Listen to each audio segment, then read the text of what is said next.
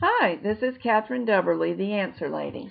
And Ask Jack with part number 4 of How to Deep Clean Your Carriage video. Look at there. Oh yeah. We've been cleaning and cleaning, and we think we've just about got everything cleaned. This process can take anywhere from half an hour to hours, right?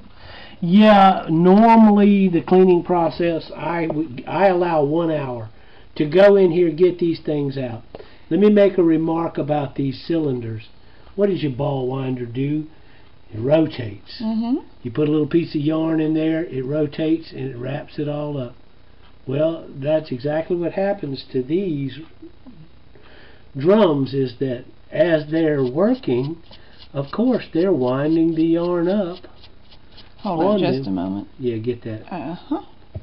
But you see what I'm doing is I'm getting that last little bit out of there. That's the thing that makes this deep cleaning last for another 30 years. But you would want to spray this. You would want to take the covers off and spray it down good with that LPS product. And again, then run you some waste yarn through there. But now, that's nice. Oh yeah.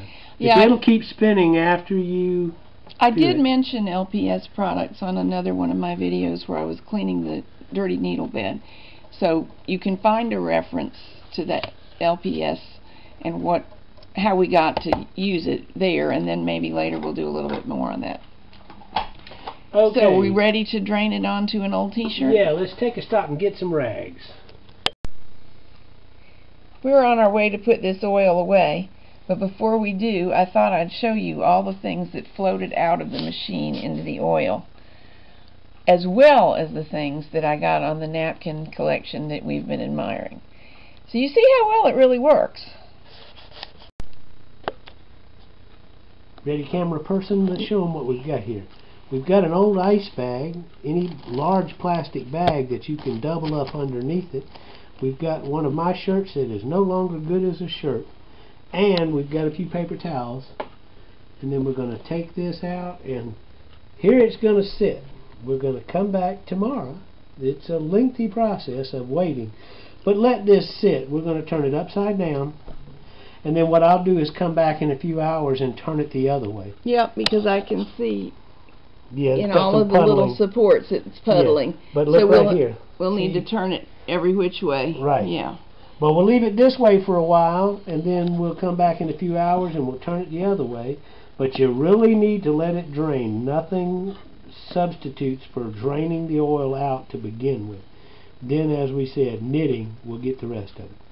See you in a bit. Okay. These are so smooth. Now comes the hard part. Remembering what we took apart and putting it back together and saving our marriage. Notice these little hooks on either side. And that's what's going to hook right down into the frame here, so we're going to kind of position it into place. And hopefully just push and they'll pop into where they need to be. There's one. There's two. Alrighty.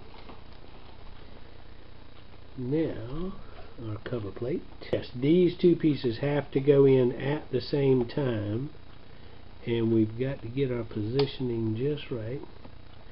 And remember, we had those spring fingers that we have to pry open to let this drop down in there.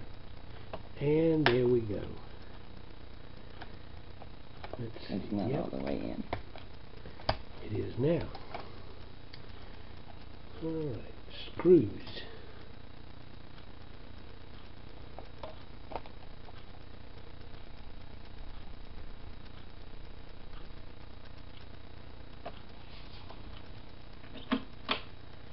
Did that help?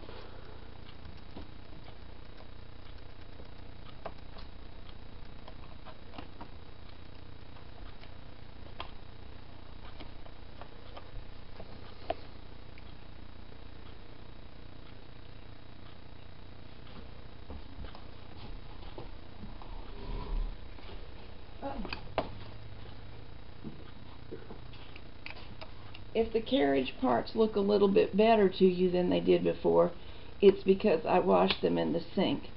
I would say this elderly plastic is not dishwasher safe, but it responded just fine to dish soap, and on a few places I used a little bit of cleanser without apparent harm. I figured, what could it do? It was pretty beat up, and it really cleaned up rather nicely, although it still is yellowed with age. And then I get to put my greasy hands all over it. And this one was past 1 to go in, and as Catherine mentioned, some of them are past 10.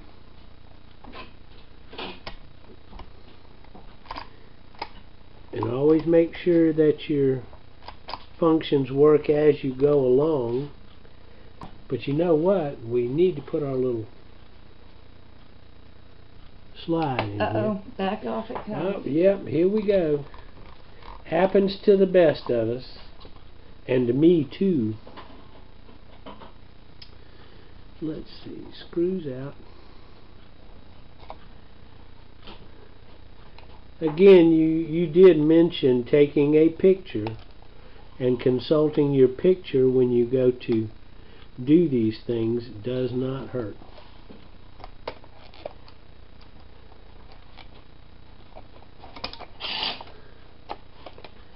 Ah, that was almost fast. Let's see, what do we want? We want to go. That's our slide. Yep.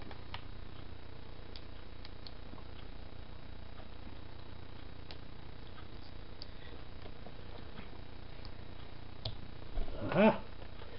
That stayed a little dirty on us, but we won't care. I forgot to wash the knobs. Yep.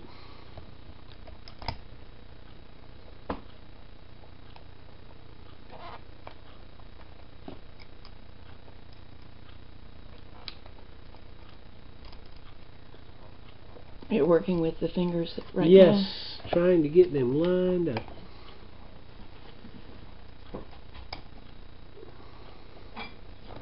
You got two things going on. The knob needs to be on its control in order to move anything. There you go. Yes. Okay, making sure that it does work. And we're back where we were.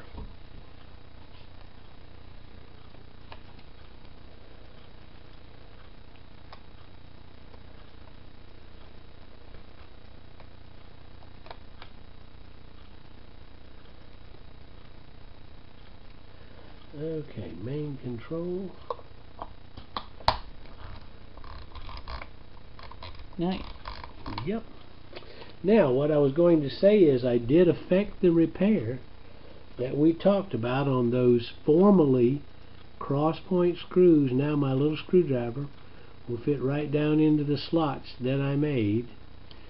And for anybody who's forgotten part 1, tell them how you did it. Oh yeah, these were originally cross points and they're all wallered out. Now, what the good thing is, when they wear out, it makes a sort of a little box inside of there that the screwdriver won't go into.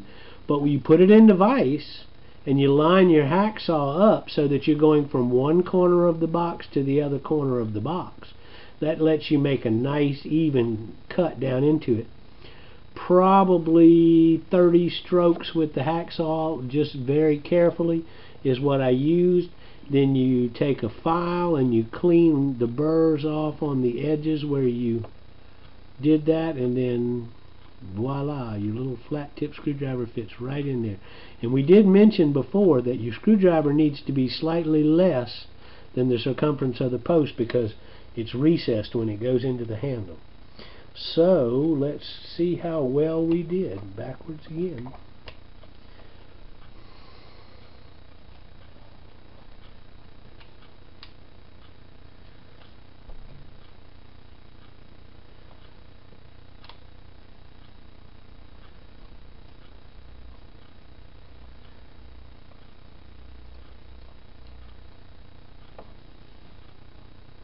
And there we go, right inside where it should be. Very nice.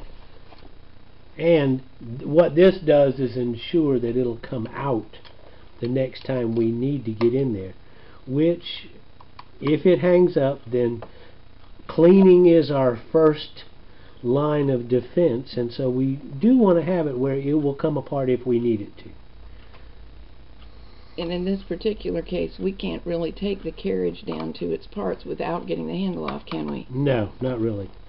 No, the handle is the first thing you remove to get into the carriage at all. For this style? Yeah. Well, for a lot of them, but this one in particular, we may need to do a little cleaning from the bottom from time to time.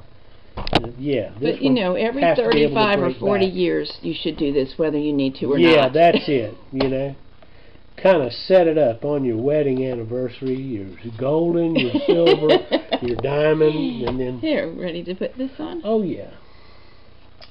Our new condition sinker plate.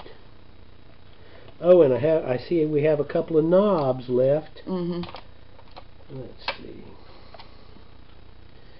Where do our knobs go? Oh, they go on the sides over here. That's right. Yeah.